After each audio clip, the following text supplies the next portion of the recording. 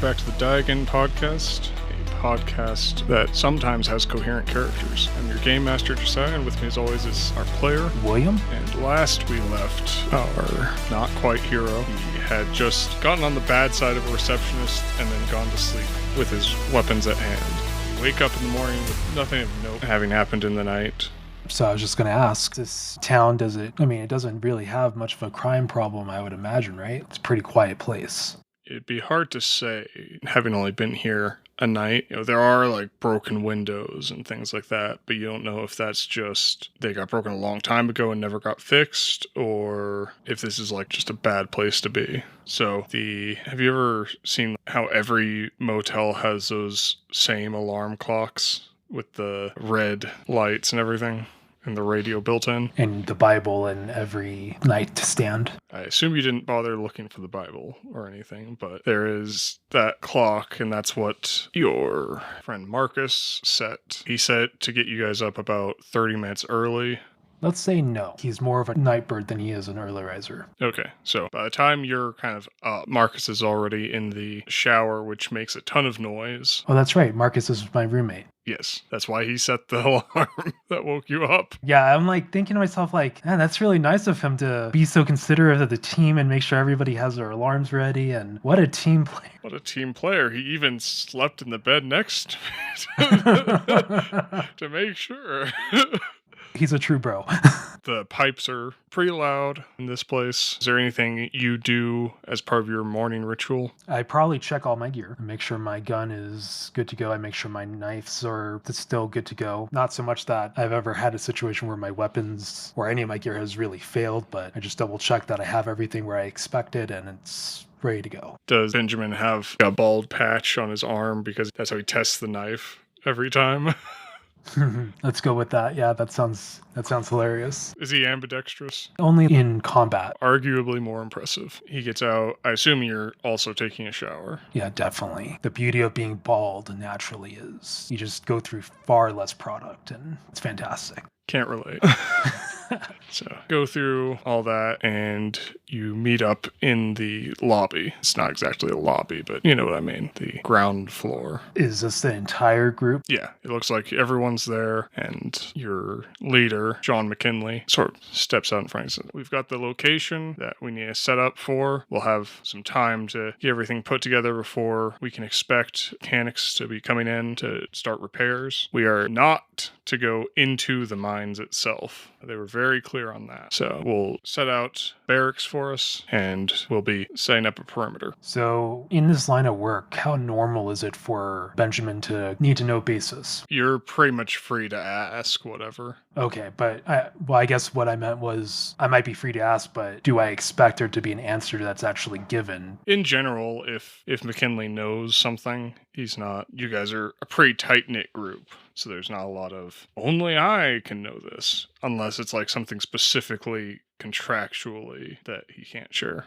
Right. Usually not an issue. Okay. But you haven't been doing this very long either. This is probably your second or third job, so. Am I the newest member of this group? No, it was formed with just all of you. Okay. You all have the same seniority, except for the local, who's not really a part of the group, just sort of like a temp. While we're all still together, I say to John, like, what's in the cave that we have to be careful about? It sounds like probably just, we're not trained to deal with that. They don't want any cave-ins or anything of that nature. There were some local superstitions that were mentioned, but didn't seem important. Yeah, hopefully the miners bring down canary birds just to make sure that they're safe too. Presumably, or sensors if they're building a proper modern operation. Is this a proper modern operation? We can only hope that their money is modern. And thankfully our weapons are modern. Exactly. So he gives the location information to Thompson, says we'll get breakfast and we'll head out there and start setting up. Should be pretty easy to set up a checkpoint. They'll be sending out some builders to actually put up a structure for us in terms of being able to stop cars. Are we going to be guarding, I suppose, more than just the mine's perimeter? We are technically available to be called up if something should happen to the city proper, but our primary job is just to guard the mine's perimeter. Okay. And how big of a perimeter is that? Not too big since it runs up against the mountain. Okay. Now, I'm trying to think of what like a reasonable number is. He gives a reasonable number. Something that your people could actually cover. Right. Maybe not so small that you could easily run from side to side, but Right. I'm trying to think of like a good comparison. In my mind, it'd be like if you had to do the perimeter of like 2 Walmarts with their parking lots pushed together. It's like that. in case it, in case it wasn't clear to the audience, we're American, and we just use Walmart superstores as a as a as a measurement, and it made sense to me. Yes, that's why the only thing I can think of when I think of Walmart parking lot is that picture of one where someone was like, in Kansas, you can land a 747 here because there's nothing around it, So definitely not crazy big, but but big enough. yeah, it'd take a jog to get from one side to the other. That's how he describes it, more or less. He uses real numbers because he's not retarded. I was expecting Koval to be like, I've never seen a Walmart. I don't know what that means. A shop with real items in it. All right, so you guys head out. Koval leads you to a sort of small diner type place. It's old. Okay, so we're not having breakfast at the hotel. No, it's not that kind of hotel. It's more of like a Motel 6 situation. She leads you there. It's old, kind of beat up. You would guess that in America, this place would need a health inspection, but this is not America. Everything's wood, but with metal wrapped around it kind of thing. Whatever that aesthetic is called. Kind of like what you would see on like pirate ship movies. No, I'm thinking like when Chrome was big and they start wrapping it on things. Not plot relevant, doesn't really matter. We are a fashion podcast. We have to be exact about these kind of details. Straight out of Paris, Texas. All right. I assume you don't have any issue with letting Koval order for you since you can't read the menu. Because the other option is she would have to read out the entire menu to everyone. Do we even get an option, or does she just order for us? I think she offers, but she offers in that way where it's like, would you like me to order or would you like me to read it out? It's like that. Obviously, you should not ask. I'm going to let you off the hook for today since it's the first day, but eventually me and all this crew is going to be fluent and we will be ordering ourselves. That would be fantastic. You guys get your meal, which is sort of like weird egg and potato thing, like baked potatoes with eggs in them. I'm going to make this part of my character. I personally despise ketchup, but he's going to be like, is there any ketchup for this? He doesn't just have it on his belt. He didn't know he had to be that extreme. Let's make your luck roll for the session here and have that tell us.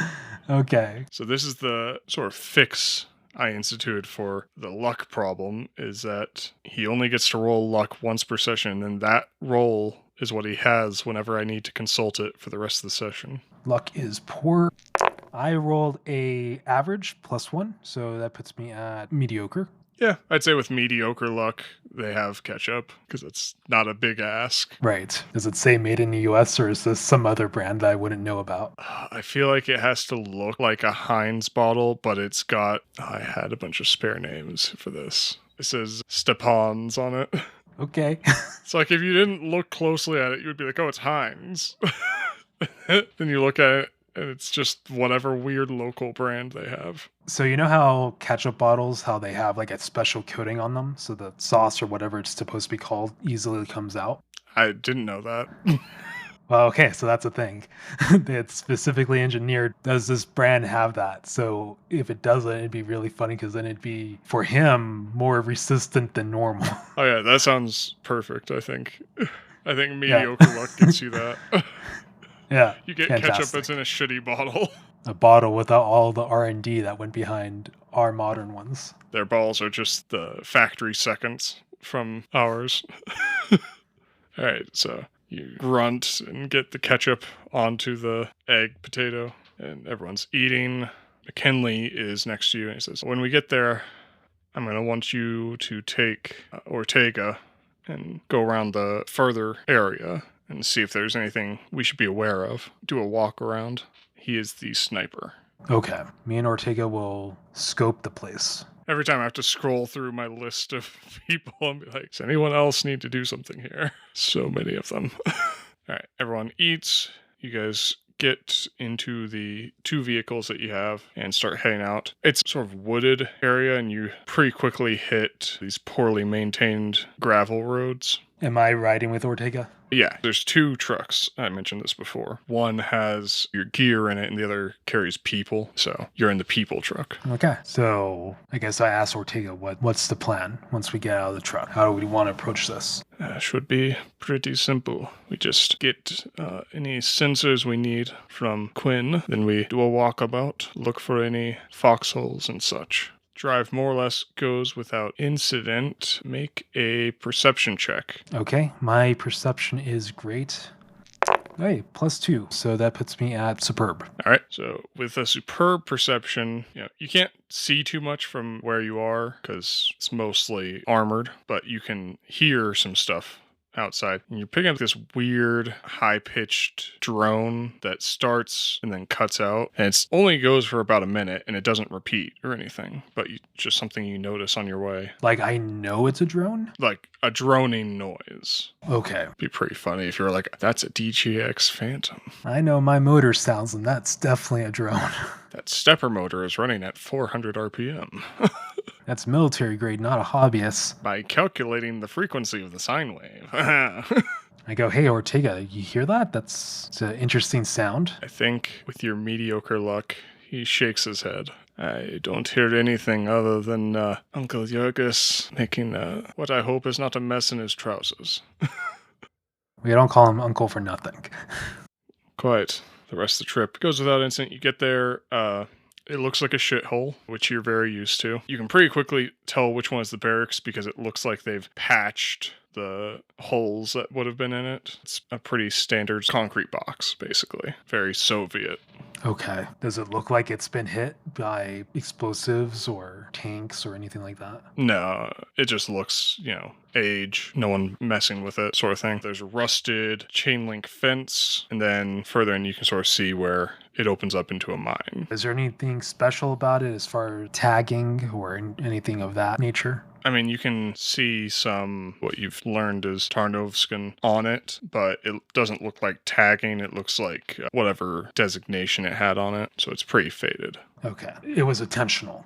Yeah, if you've ever played any of those early 2000s shooters where you went through old Russian areas, this is what it looks like, just repaired in that one spot. So McKinley waves you and Ortega to go ahead and start, and then he's already kind of given out the orders to most everyone, so Marcus starts moving to get everything unloaded from the other truck. Quinn has already given you, since you were in the truck with her, she's given you a Geiger counter and a EM sensor. The EM sensor is so you can try and pick up if something's transmitting. Right, and the Geigers for the radiation. Yeah, just in case there's actually something radioactive out there. So with the one that's for not the Geiger counter, what was the other equipment that you gave me? EM, so electromagnetic. I kind of want to turn on the EM really quick and just look at it, turn it on and see if there's anything spiking since I heard that weird sound.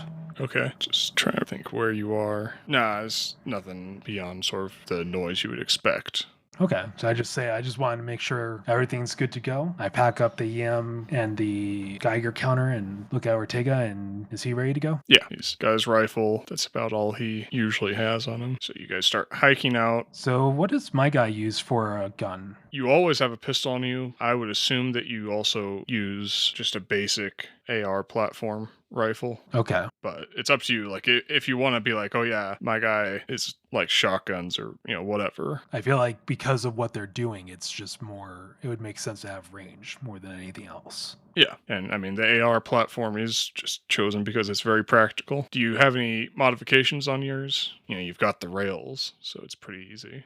I personally don't know enough about all that. I don't think so, because we made it specific for him to be really interested in knife combat. So I think he'd just be using standard issue stuff for guns. He doesn't geek out about it. All right, you guys start hiking out. It's pretty much seems like damp forest. You guys are in sort of the standard movement where it's not the standard, it's a standard movement where basically you guys are positioned so that if you get an adrenaline rush, you'll cover each other's sight lines. You'll maintain 180. Okay. So I think that's the right number. If I remember correctly, it's that when you get hit with adrenaline, you narrow to 90, basically. It's been forever. So you're doing that. Let's see, your end luck roll was mediocre. You aren't getting much on the Geiger counter as you go. Do you try and head towards the direction where you first heard that droning noise? Would that be, as far as the mission's concerned, would that be going in a weird direction? Not really, just because you're sort of trying to cover a pretty wide area. Because this is just sort of like a general first once over of everything. And going out and then sweeping around, coming back. Like, you're probably going to have to do this a few times over the next few days to cover everything. I feel like because he rolled a superb on that, I think he would be inclined in checking that area because he got a good roll on just hearing it. All right, I'm going to call for an agility roll for the hike to see how quickly you do this. Okay, so my agility is good.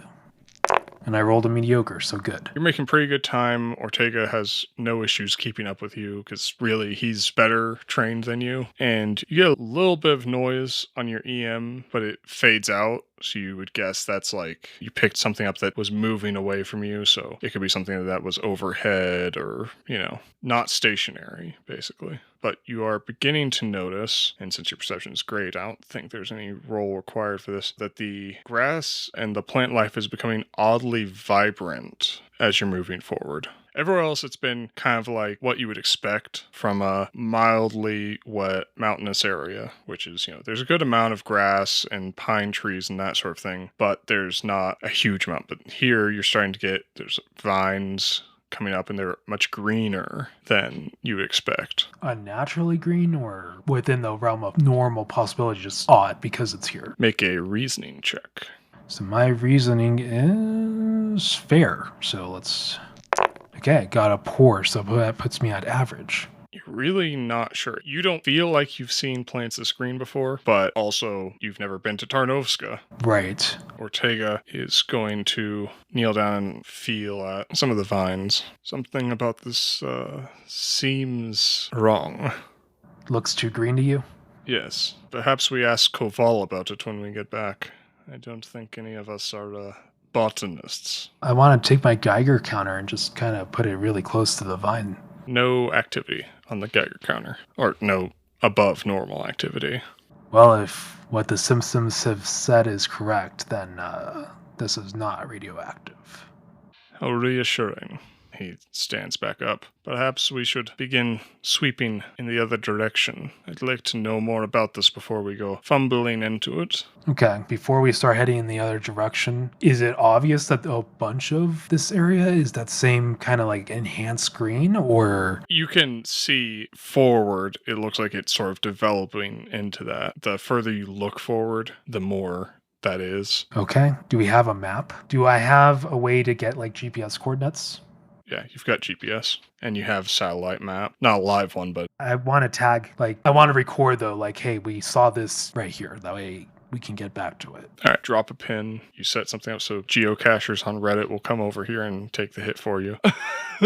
Yeah, so you got that set up and you start sweeping around, basically. For now, you're avoiding that area, but you're going around. You don't pick up any other activity. You do see some deer, that sort of thing, as you're going. So how close are we to places that have actually had radioactivity, like Chernobyl? Not very. I guess I'm curious as to why we were given the Geiger counters. Because you were operating next to a mine. There's always a chance. And also, the USSR just dumped shit. Right. Okay. So... And the deers look normal, healthy. Yep. Nothing odd. As far as you can tell, I'd say your reasoning roll from before ride, basically. Okay. I like how Ortega and I say, I know some hunters back home that would love to go after these deer. Yes, they seem to have no fear of us. They're not going close to you, but they're not instantly bolting. They're not like, oh crap. Yeah, these are off-season deer when They might get scared by the sound of a gunshot, but they don't associate us with death. Yet.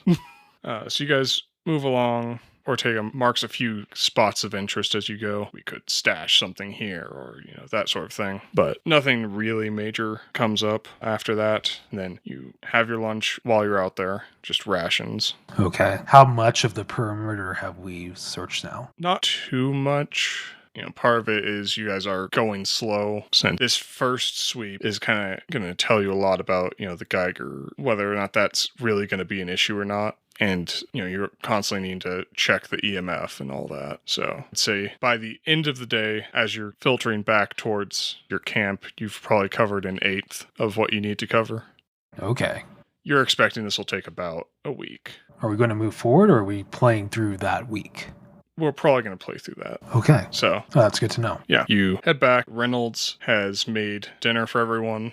Actually, see the inside of the barracks this time. So you guys are all sharing pretty much the same room to sleep in, which is pretty much what you expected, you're used to. You don't have to share a bunk. It's a big enough barracks, basically. You have a foot locker as well for you to dump your stuff into. Okay. So I look for Koval and I want to ask her about the super green plant life that we saw. Super green? I've never seen anything I would describe as particularly different. Tarnovska is not a place with a lot of variety.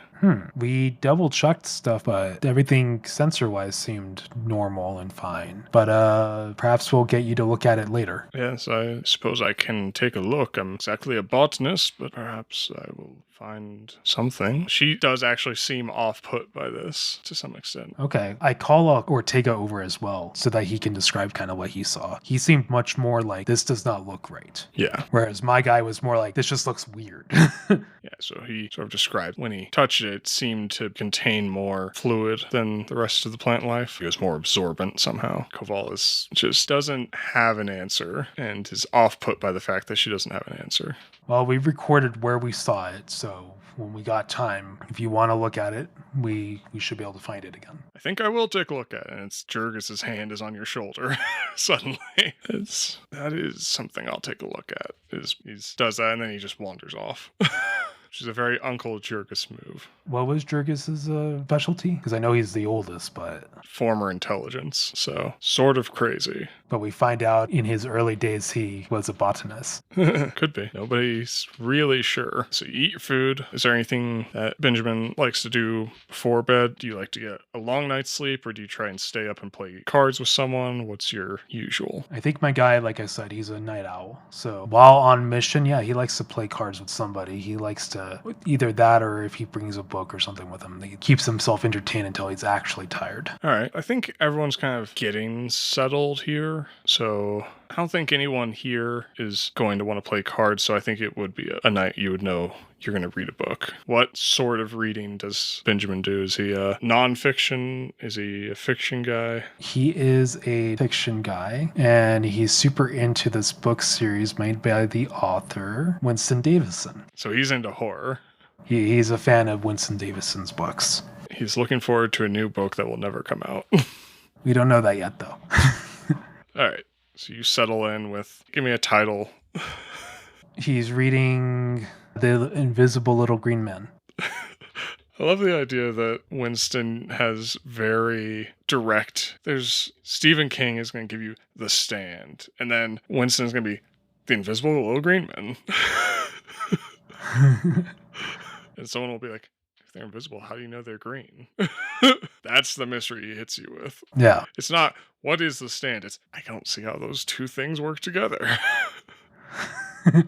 But you have to read it to find out. Exactly. He's got you hooked with a cliffhanger from the very start. All right, so you read for a bit, then you settle in to bed, and I think that is where we will leave it, because we already know how your character goes to sleep. Hey everyone, we hope you enjoyed the second episode of Season 5 of the Die Again podcast. As Benjamin gets ready to read The Little Green Man, he's thinking about the super green plants. It can't possibly be a problem, can it? We at the Die Again podcast love hearing your thoughts, so drop your comments wherever you're tuning in from. Also, don't forget to follow us on X, Threads, and Blue Skies. Just search for Die Again podcast, all one word. Bye. Editing, it will be instant, and we will seem like a professional podcast. There, that's the bit you put at the end.